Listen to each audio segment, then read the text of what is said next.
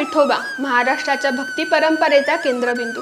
पण एक प्रश्न आजही इतिहासकारांना आणि अभ्यासकांना विचार करायला लावतो की विठ्ठल नेमका महाराष्ट्राचा आहे की कर्नाटकाचा। त्याचा जन्म इतका जुना हा वाद आहे। संतांच्या अभंगांमध्ये वारंवार येणारे कानडा, कर्नाटकू, कानडे असे विठ्ठलाचे उल्लेख मूळ स्वरूपाला एक वेगळ्या दिशेने निर्देश करतात। नमस्कार, मी संध्या आणि आपण पाहत आहात मुंबई आउटलुक। पंढरपूरला इतिहासात अनेक नावांनी ओळखले गेले। पांडरंगपल्ली, पंडरंगे, पौंडरी क्षेत्रे, फागणीपूर, पंढरीपूर आणि पांडुरंगपूर। यातील पंडरंगे हे नाव सर्वात प्राचीन असून ते कन्नड नावाशी संबंधित असल्याचे अनेक अभ्यासक म्हणतात।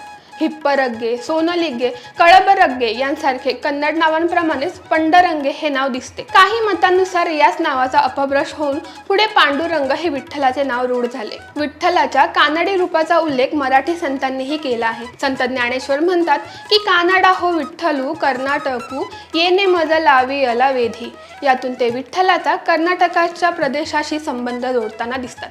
तर संत नामदेव म्हणतात की कानडा विठ्ठल वो उभा भिवतिरी भक्तांचे आर्त वो जीवा लागे भारी। इतकेच नाही तर संत नामदेव विठ्ठलाच्या भाषेचाही उल्लेख करतात। विठ्ठल कानडे बोलू जाणे त्याची भाषा पुंडलिक नेणे।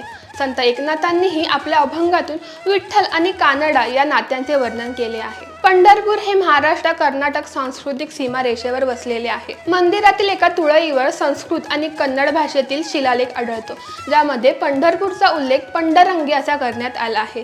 विठ्ठल मंदिरातील अनेक सेवेकरी आणि परंपरा कर्नाटकाशी जोडलेले आहेत।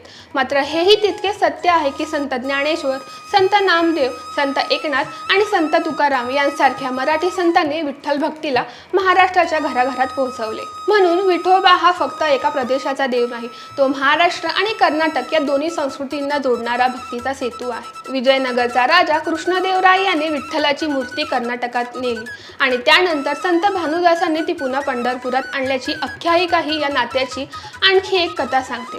शेवटी विठ्ठलाचे खरे स्थान भक्तांच्या हृदयात आहे आणि हीच वारकरी परंपरेची सर्वात मोठी शिकवण आहे।